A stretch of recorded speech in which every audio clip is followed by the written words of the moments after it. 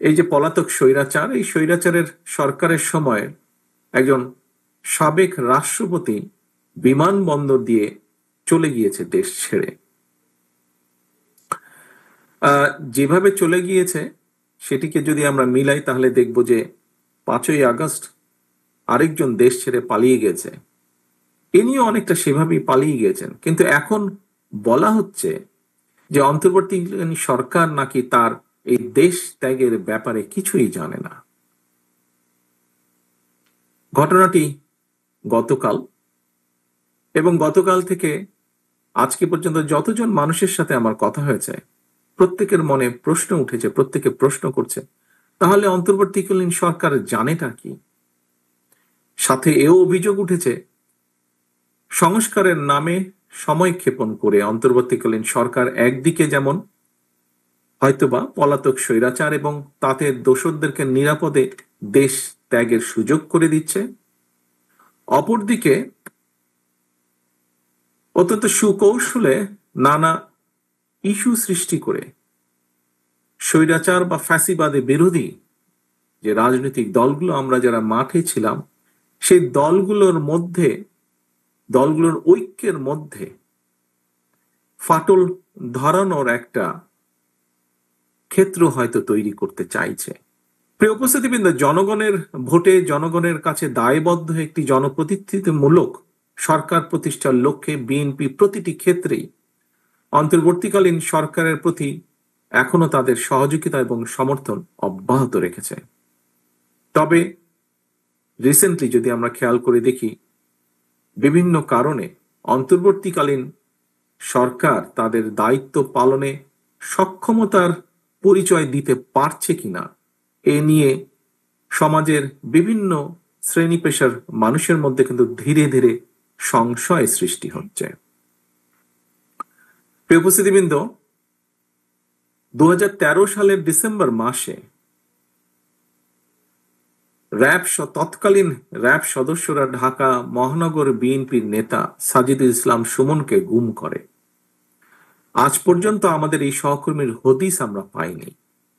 স্বৈরাচারের শাসনকালে শুধু একজন সুমন নয়, সারা ঢাকা শহর, সারা বাংলাদেশে এরকম অসংখ্য সুমনদেরকে গুম, খুন, অপহরণ করা হয়েছিল।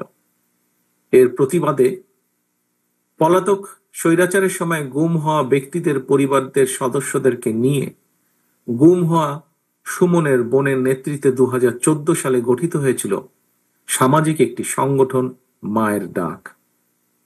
অত্যন্ত আশ্চর্য এবং উদ্বেগের বিষয় হচ্ছে গুম হওয়া সুমনকে ধরার জন্য গতকাল সন্ধ্যায় ঢাকায় সুমনের বোনের বাসায় অভিযান চালিয়েছে প্রশাসন।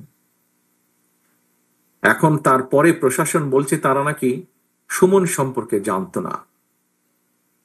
তর্কের খাতিরে আমরা ধরে নিলাম যে ঠিক আছে, প্রশাসন সুমন সম্পর্কে হয়তো জানত না, কিন্তু এই যে পলাতক স্বৈরাচার, এই স্বৈরাচারের সরকারের সময় একজন সাবেক রাষ্ট্রপতি বিমানবন্দর দিয়ে চলে গিয়েছে দেশ ছেড়ে।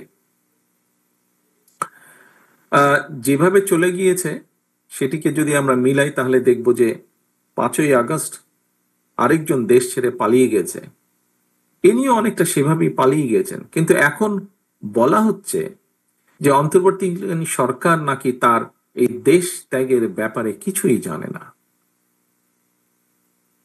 ঘটনাটি গতকাল, এবং গতকাল থেকে আজকে পর্যন্ত যতজন মানুষের সাথে আমার কথা হয়েছে প্রত্যেকের মনে প্রশ্ন উঠেছে, প্রত্যেকে প্রশ্ন করছে তাহলে অন্তর্বর্তীকালীন সরকার জানেটা কি। সাথে এও অভিযোগ উঠেছে সংস্কারের নামে সময় ক্ষেপণ করে অন্তর্বর্তীকালীন সরকার একদিকে যেমন হয়তোবা পলাতক স্বৈরাচার এবং তাতে দোসরদেরকে নিরাপদে দেশ ত্যাগের সুযোগ করে দিচ্ছে, অপরদিকে অত্যন্ত সুকৌশলে নানা ইস্যু সৃষ্টি করে স্বৈরাচার বা ফ্যাসিবাদে বিরোধী যে রাজনৈতিক দলগুলো আমরা যারা মাঠে ছিলাম সেই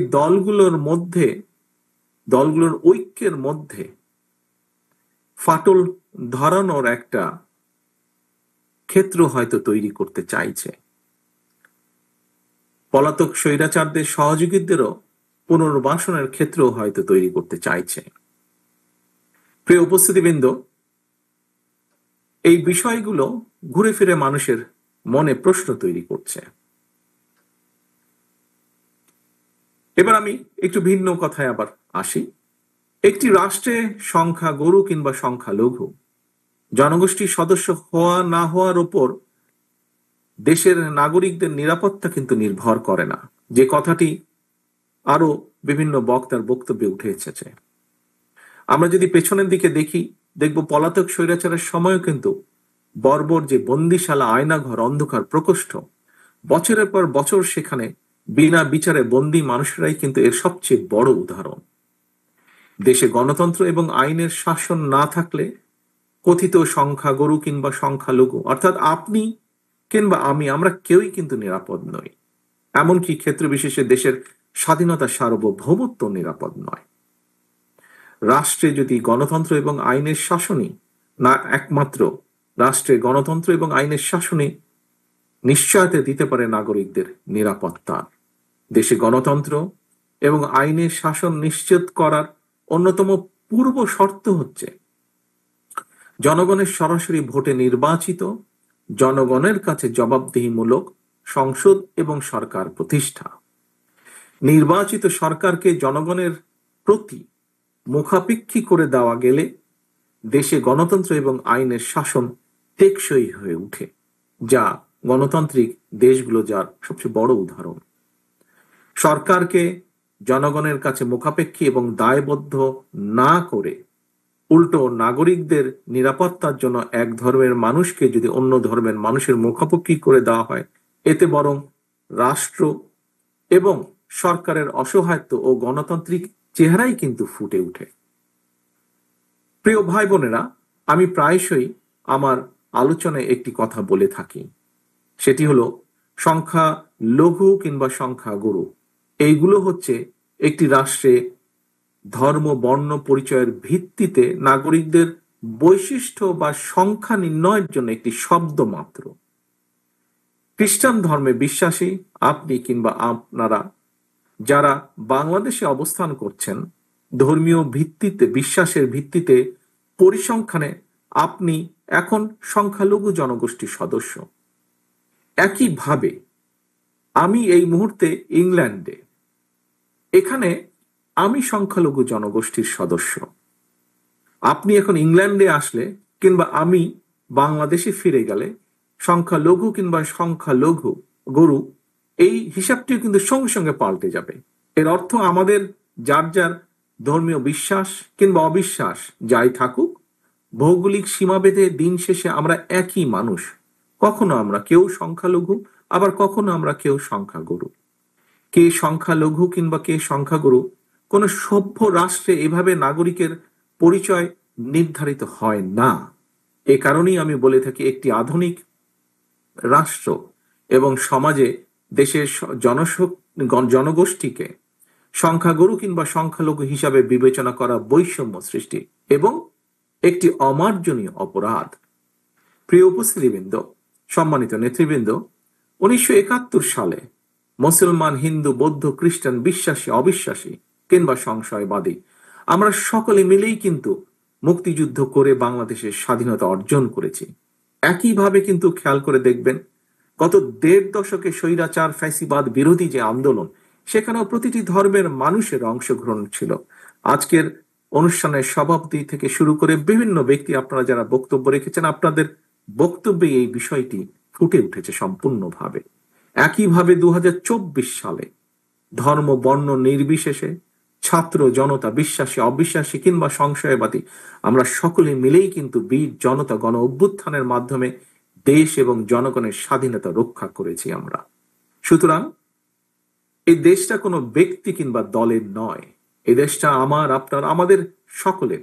এই দেশটা এই দেশের জনগণের। প্রিয় খ্রিস্ট ধর্মাবলম্বী প্রিয় ভাই ও বোনেরা, ফ্যাসিবাদী জননী, স্বৈরাচারের জননী দেশ ছেড়ে পালানোর পর ধর্ম, বর্ণ নির্বিশেষে প্রতিটি বাংলাদেশী নাগরিকের সামনে দেশে গণতন্ত্র, সুশাসন, মানুষের অধিকার প্রতিষ্ঠার এক অপার সুযোগ তৈরি হয়েছে। ঐক্যবদ্ধভাবে আমাদেরকে অবশ্যই এই সুযোগটিকে কাজে লাগিয়ে একটি বৈষম্যহীন, গণতান্ত্রিক, ইনসাফ ভিত্তিক মানবিক রাষ্ট্র ও সমাজ প্রতিষ্ঠার জন্য কাজ করতে হবে। এবং সেটি প্রতিষ্ঠার জন্য আমি ব্যক্তিগতভাবে একজন রাজনৈতিক কর্মী হিসেবে মনে করি এখনই শ্রেষ্ঠ সময়। রাষ্ট্র গণতান্ত্রিক না হলে, রাষ্ট্রে সরাসরি জনগণের ভোটে নির্বাচিত, জনগণের কাছে জবাবদিহিমূলক সরকার প্রতিষ্ঠিত না থাকলে জনগণকে কি ধরনের নির্মম পরিণতি ভোগ করতে হয় বিগত ১.৫ দশকের বেশি সময়কালীন ফ্যাসিবাদ স্বৈরাচারী শাসন শোষণ এর সবচাইতে বড় প্রমাণ। প্রিয় উপস্থিতিবৃন্দ, মঞ্চে উপস্থিত সম্মানিত রাজনৈতিক এবং ধর্মীয় নেতৃবৃন্দ, সুতরাং ভবিষ্যতে আর কোনো ষড়যন্ত্র যাতে বাংলাদেশকে গণতান্ত্রিক যাত্রা পথ থেকে বিচ্যুত করতে না পারে, সেজন্য আসুন আমরা যে যার অবস্থান থেকে ভূমিকা রাখি। এই ভূমিকা রাখার জন্য আপনাদের উপস্থিত প্রতিটি মানুষকে, যারা আমার সামনে আজকে উপস্থিত আছেন অথবা অনলাইনের মাধ্যমে যারা সংযুক্ত আছেন, প্রতিটি মানুষকে আমি আহ্বান করব, অনুরোধ রাখবো।